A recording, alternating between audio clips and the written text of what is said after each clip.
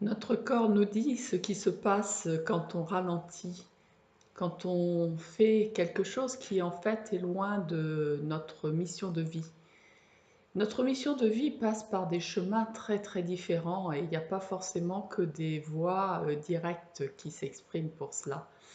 Regardez dans notre corps quand nous assimilons, quand nous mangeons quelque chose qui est trop loin de ce qui est nécessaire à notre physiologie parce que ces produits ont été transformés et ont perdu leur vitalité, donc ne nous apportent pas suffisamment de vivant, suffisamment de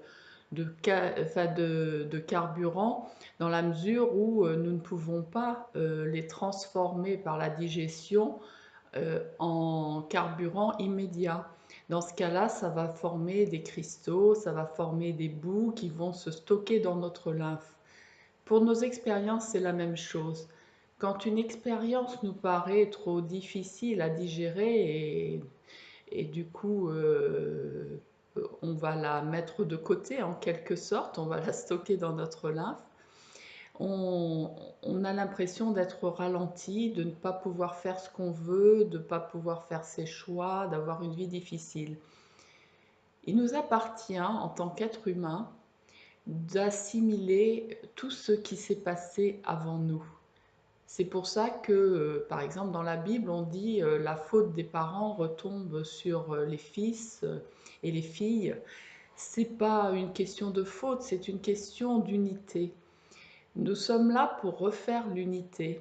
Et tant que nous mettons de la séparation entre nous et les autres, il se passera quelque chose qui sera de l'ordre de la mort, une petite mort en soi, une mort d'une fonction vitale par exemple, et qui va s'engrammer sous forme de maladie.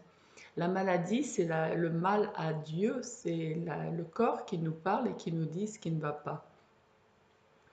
Alors, pour reprendre ça, je dirais que la meilleure façon d'en parler, c'est de parler de mon histoire, parce que je pourrais vous citer l'histoire de personnes que j'accompagne, ce que je fais souvent. Mais là, je vais me mettre un petit peu plus à nu. C'est-à-dire que, en fait, je me suis aperçue que depuis que je suis petite, je suis attirée par toutes les personnes étrangères ou les personnes différentes de, des, en termes d'habitude, en termes de comportement des personnes que j'ai rencontrées dans mon milieu où j'ai grandi. Et en fait, je m'aperçois que il se trouve que à l'âge de 18 ans, ma grand-mère paternelle m'a confié quelque chose qui m'a mis la puce à l'oreille, c'est-à-dire que il y aurait des origines étrangères dans ma lignée maternelle, inavouée, parce que pas bien pour l'ordre social. Enfin, et en fait, ben, je m'aperçois que toute ma quête, moi, a été de comprendre ça, mais je ne le savais pas. J'ai été poussée donc à me rapprocher du Bénin, à faire ma première partie de vie avec un Béninois, ma deuxième partie de vie avec un Franco-Suisse. Et donc, et puis là, je vous dis, ça se manifeste, par exemple, dans le quartier, il y a des étrangers qui arrivent. Aussitôt, je vais aller les voir et je vais les accueillir à Paris quand j'ai immigré intérieurement, puisque je suis bretonne d'origine. C'est pareil, j'ai été accueillie par des étrangers. Et en fait, mes études, je les ai consacrées à l'acquisition de langues étrangères. Tout ça parce que j'avais besoin de digérer mon histoire. De digérer mon histoire, de digérer ce qui n'a pas été digéré par les générations d'avant, parce que occulté, parce que voulant faire comme si par rapport à la honte sociale. Et ben non, moi, 2 générations après, ça ressort au point de guider complètement mon chemin de vie. Alors, bien évidemment, j'en ai fait quelque chose parce que le fait de rencontrer d'autres personnes, de me rapprocher d'autres cultures, d'aller fricoter un peu plus qu'il n'en faut avec la culture béninoise, j'ai pu apprendre en comportement d'autres façons de gérer ma vie qui m'ont permis de me libérer de certains schémas réducteurs. Et c'est aussi ce qui a fait mon métier, la richesse de mon métier et de ma pratique. Seulement, tant que tout cela n'est pas avoué, ça reste engrammé tel des bouts ou des cristaux dans la lymphe quand on mange quelque chose qui n'est pas, qui ne nous apporte pas davantage de vie. Alors, je vais digérer cela, c'est-à-dire apporter une transformation à cela. Et pour cela, en le digérant, c'est que je vais transmettre que toute ce passé, tous ces secrets de famille et aussi tout ce qu'on n'arrive pas à aborder. Par exemple, pourquoi on se retrouve réactif face à certaines situations. Pour ma part, j'ai des réactions épidermiques dans certains cas, notamment l'injustice. Et parce que je suis née d'une injustice, je suis le fruit d'une injustice par génération interposée.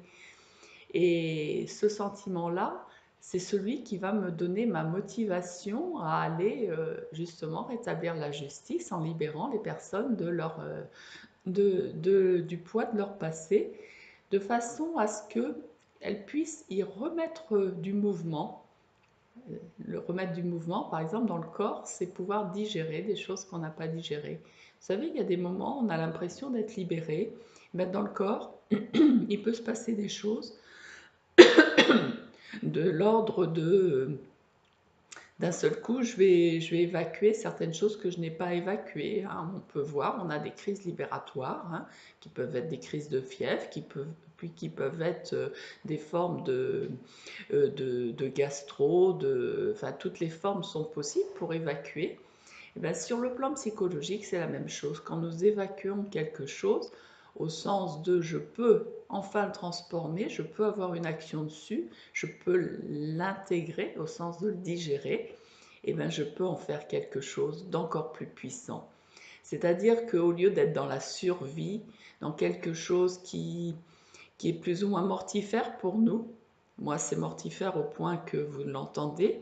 J'ai un nodule sur la thyroïde gauche qui m'empêche parfois de parler parce qu'il est grand temps que je libère le message. Je libère pas pour moi, enfin si pour moi aussi, mais je libère parce que de chacune de nos blessures, nous avons quelque chose à transmettre, à apporter au monde. Et c'est cela qui est mon message. C'est-à-dire que, au lieu de fuir notre chemin de vie, allons-y pleinement et c'est comme ça que nous apporterons notre contribution au monde.